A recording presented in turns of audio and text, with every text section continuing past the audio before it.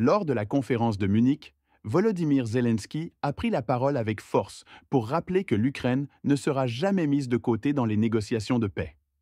Mais face à Trump et Poutine, qui semblent avancer sur un terrain commun, Zelensky peut-il vraiment peser? Écoutez attentivement ces déclarations marquantes. Eh bien, je disais qu'aujourd'hui, il n'est pas, ce n'est pas la conversation qui concerne un accord de paix qui est mené. Malheureusement, la guerre dure très longtemps, 3 ans, tellement de vies détruites, et c'est Poutine qui a apporté tout cela, lui seul. Et donc, il ne faut pas chercher à être intermédiaire entre l'Ukraine et Poutine. Nous avons besoin d'une aide forte, d'un pays fort, les États-Unis, d'un président fort, président Trump, son soutien à nos côtés. Je ne pense pas qu'il puisse y avoir quelque chose comme rempart intermédiaire. Ce n'est pas juste 2 pays qui mènent la guerre, c'est la Russie qui a amené la guerre sur le territoire de l'Ukraine et nous défendons notre territoire. Et l'accord de paix qui pourrait être signé à Munich, comment? Mais non, il n'y a pas de président ici et nous nous rappelons ce qui avait été signé à Munich et moi je ne réitère pas cela, je ne reproduis pas ce genre de choses. Et alors il est très important de comprendre qu'un accord de paix, il peut y avoir un plan qui concernerait la fin de la guerre et qui serait débattu avec l'Ukraine, soutenu par l'Ukraine et aussi vu avec les États-Unis, soutenu par le président. Et le rôle des pays de l'Europe est aussi très important car nous parlons des garanties de sécurité. Car dans tout document, quand il s'agit de la fin de la guerre, les garanties de sécurité pour l'Europe tout entière et l'Ukraine fait partie de l'Europe et fera partie à part égale de l'Union européenne. Donc, pour nous, la voix de l'Europe est très importante ici, à la table commune, et pas quelque part derrière le rideau.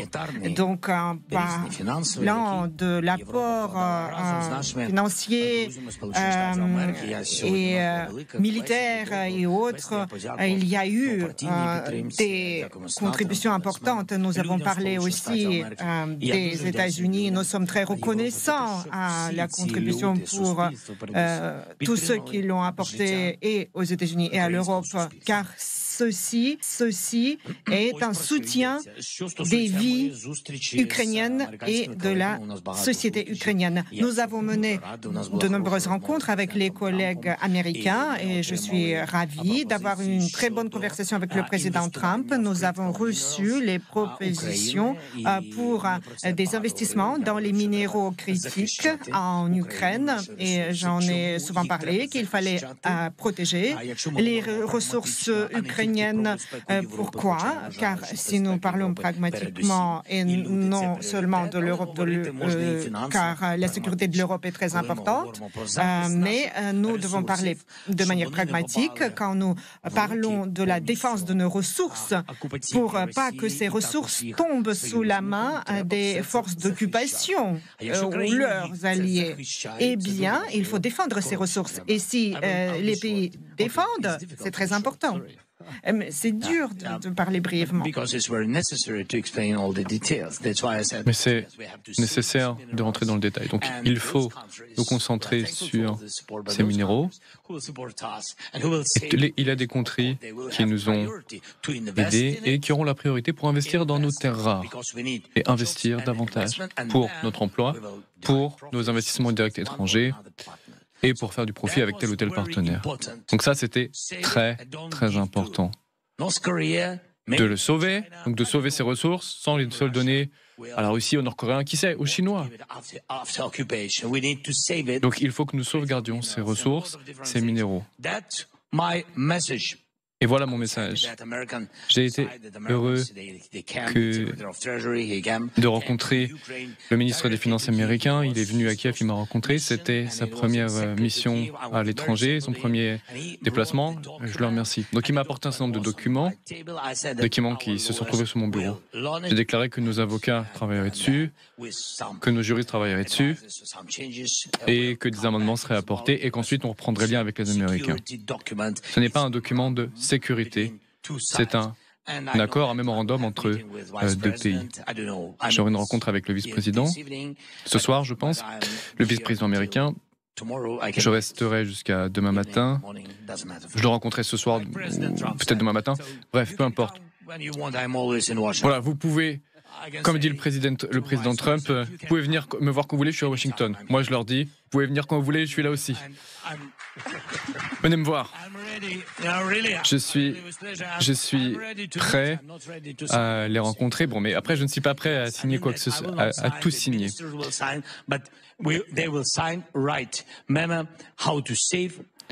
Nous signerons des documents qui nous permettront de sauvegarder nos ressources. J'espère que nous arriverons à conclure sur ce dossier. La conversation entre le président Trump et le président Poutine risque-t-elle d'encourager le président Poutine? Comment percevez-vous le risque, le danger pour les États-Unis? Quel risque? Pardon, je n'ai pas entendu la fin de la question. Vladimir Poutine et Donald Trump se sont parlé au téléphone, vous avez été informés. Y a-t-il un risque? Un risque pour vous-même, bien sûr, mais également pour les États-Unis. Si cette conversation est un risque pour les États-Unis, non, pas vraiment, pas de risque pour les États-Unis. Le président Trump est plus fort que Poutine. Mais c'est un risque pour le monde, oui. Il y a un risque, un danger pour le monde. Pourquoi?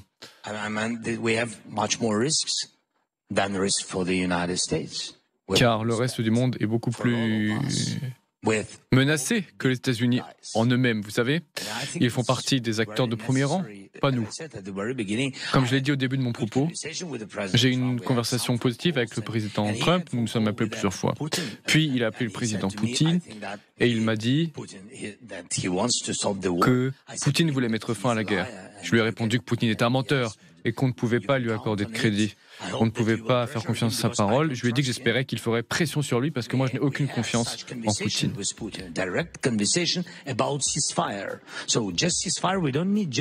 Nous n'avons pas besoin d'un cessez-le-feu dans nos conversations directes avec Poutine. Il s'agit de quelque chose de plus important, il s'agit d'aller au-delà. Nous avons pris une décision de faire un cessez-le-feu en échange, par exemple, de prisonniers, un cessez-le-feu limité contre des prisonniers, et ça ne s'est pas fait. Il était nécessaire de renvoyer une centaine de ces soldats ukrainiens prisonniers dans leur famille. Mais pour cette raison, j'ai dû me rendre en France en 2019 pour ramener nos gens chez eux. Donc j'ai dit au président Poutine, les appels téléphoniques c'est une chose, ça ne compte pas. On oublie.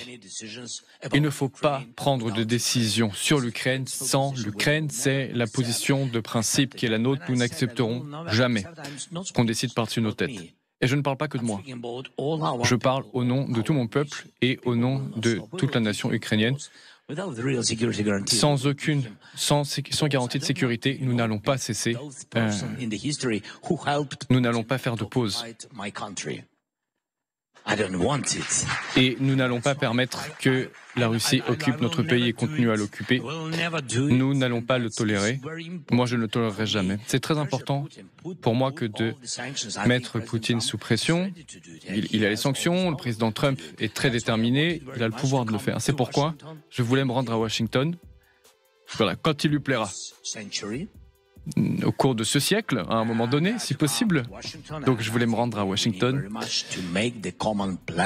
Et nous devons développer un plan commun en personnes civilisées, échanger avec nos amis, avoir une ligne commune, avec l'aide de nos amis, y compris européens. Il est très important de ne pas quitter cette ligne d'unité. Je suis très heureux que nous fassions partie de cette Europe forte. Et je crois que c'est un point très important. Il faut préserver cette unité.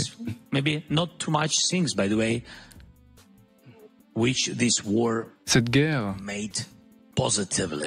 a eu un certain nombre d'effets positifs, notamment sur le fait de renforcer l'Union européenne et les États-Unis, l'Europe et les États-Unis. Et c'est ça qui fait peur à Poutine.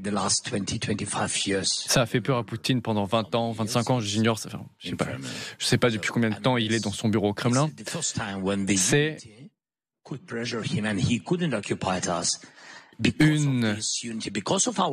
C'est un exemple d'unité transatlantique qui l'a empêché de nous vaincre et il ne faut pas que cette unité soit perdue. Il ne faut pas qu'un accord soit conclu sans nous ni sans les Européens. Ce n'est pas une bonne idée et je ne crois pas que cette idée soit dans la tête du président Trump. Je compte sur lui. Je compte beaucoup sur lui. Voilà. Les déclarations de Volodymyr Zelensky lors de la conférence de Munich sur la sécurité, où il affirme que pas de décision sur l'Ukraine sans l'Ukraine, et qu'il faut mettre Poutine sous pression, soulèvent plusieurs points d'analyse quant aux dynamiques géopolitiques actuelles et leur impact sur la guerre en Ukraine. Ces paroles témoignent de sa volonté de maintenir une souveraineté nationale face aux négociations internationales qui pourraient se faire sans le consentement direct de Kiev. Cependant, il est important de noter que ces affirmations, bien qu'elles traduisent un sentiment de résistance et de dignité nationale, sont en décalage avec les réalités diplomatiques et stratégiques qui se jouent en coulisses, notamment entre les deux grandes figures que sont Donald Trump et Vladimir Poutine. Tout d'abord, le message de Zelensky reflète une tentative de réaffirmer la place de l'Ukraine comme acteur incontournable du conflit. En martelant qu'aucune décision ne peut être prise sans l'accord de Kiev, il cherche à éviter un scénario où les puissances mondiales négocieraient une solution au conflit sans prendre en compte les intérêts ukrainiens. Pourtant, cette position se heurte à une réalité géopolitique bien plus complexe. Les récentes communications entre Donald Trump et Vladimir Poutine, notamment leurs échanges téléphoniques rapportés la semaine dernière, illustrent que des discussions bilatérales pour mettre fin à la guerre pourraient se dérouler sans consulter directement Zelensky. Cela soulève un dilemme stratégique, jusqu'à quel point les grandes puissances tiendront-elles compte des revendications ukrainiennes si elles considèrent que leurs propres intérêts stratégiques, notamment la désescalade globale, passent avant tout ? Il est également intéressant de relever que Zelensky mentionne que Trump est plus fort que Poutine. Cette déclaration, si elle peut sembler élogieuse envers l'ancien président américain, cache peut-être une frustration quant à l'approche actuelle des États-Unis sous l'administration Biden. Zelensky pourrait percevoir Trump comme un interlocuteur plus pragmatique, capable de faire pression sur Moscou tout en poursuivant une stratégie de désescalade. Cependant, il y a une ironie ici, si Trump revient au pouvoir, son rapprochement potentiel avec Poutine pourrait marginaliser encore davantage l'Ukraine dans les négociations. Trump a déjà exprimé à plusieurs reprises son souhait de mettre rapidement fin au conflit, en blâmant les sanctions occidentales qui, selon lui, affaiblissent davantage l'Europe que la Russie. Ainsi, Zelensky pourrait se retrouver dans une position délicate où un accord de paix pourrait être imposé par les grandes puissances, sans qu'il ait son mot à dire. Cette impuissance relative de Zelensky s'explique par plusieurs facteurs. D'un côté, l'Ukraine reste dépendante de l'aide militaire et économique occidentale pour poursuivre la guerre, ce qui limite considérablement sa marge de manœuvre. D'un autre côté, Poutine, bien qu'affaibli sur certains fronts, conserve des atouts stratégiques majeurs, notamment le soutien tacite ou explicite de pays comme la Chine et l'Inde, qui jouent un rôle clé dans le repositionnement global de la Russie. Si Trump et Poutine parviennent à trouver un terrain d'entente, que ce soit par le biais de concessions territoriales ou d'autres arrangements géopolitiques, l'Ukraine risque d'être écartée de la table des négociations. De plus, les appels de Zelensky à « défendre nos ressources », nos minerais, rappellent que le conflit en Ukraine dépasse largement les enjeux territoriaux. Il s'agit également d'une bataille pour le contrôle des ressources stratégiques, qui intéresse autant la Russie que les grandes puissances occidentales. Toutefois, si l'Ukraine perd son influence dans les négociations, elle pourrait également perdre le contrôle de ses ressources, soit à travers un accord défavorable, soit à travers une occupation prolongée par la Russie dans les zones concernées. Ce contexte soulève une question cruciale, les déclarations de Zelensky, bien qu'elles galvanisent son peuple et affichent une position de force, sont-elles réellement entendues par ceux qui détiennent le pouvoir de mettre fin à cette guerre ? La réponse semble incertaine. Les réalités diplomatiques montrent que les décisions finales pourraient se prendre entre Washington et Moscou, laissant peu de place à Kiev pour influer sur les termes de l'accord. En effet, l'intérêt de Trump de se positionner comme l'artisan de la paix, couplé au souhait de Poutine de consolider ses gains stratégiques, pourrait aboutir à une entente qui privilégie leurs intérêts mutuels au détriment de l'Ukraine. En conclusion, les paroles de Zelensky lors de la conférence de Munich traduisent une volonté admirable de défendre la souveraineté ukrainienne, mais elles se heurtent à une réalité où l'Ukraine pourrait être reléguée au second plan dans les négociations entre Trump et Poutine. Tandis que ces deux leaders semblent avancer vers une désescalade stratégique, Zelensky pourrait se retrouver isolé, avec des décisions imposées par des puissances qui cherchent avant tout à préserver leurs propres intérêts. Cette situation met en lumière l'injustice flagrante des rapports de force internationaux, où les nations directement touchées par les conflits sont souvent écartées des décisions majeures. Reste à savoir si l'Ukraine pourra, malgré tout, tirer parti de la dynamique actuelle pour maintenir une voix forte et faire valoir ses intérêts dans un contexte diplomatique de plus en plus dominé par les grandes puissances. Selon vous, l'Ukraine pourra-t-elle réellement imposer ses conditions dans un accord de paix, où les grandes puissances comme les États-Unis et la Russie décideront elles seules de l'issue du conflit? Donnez votre avis en commentaire. À très bientôt.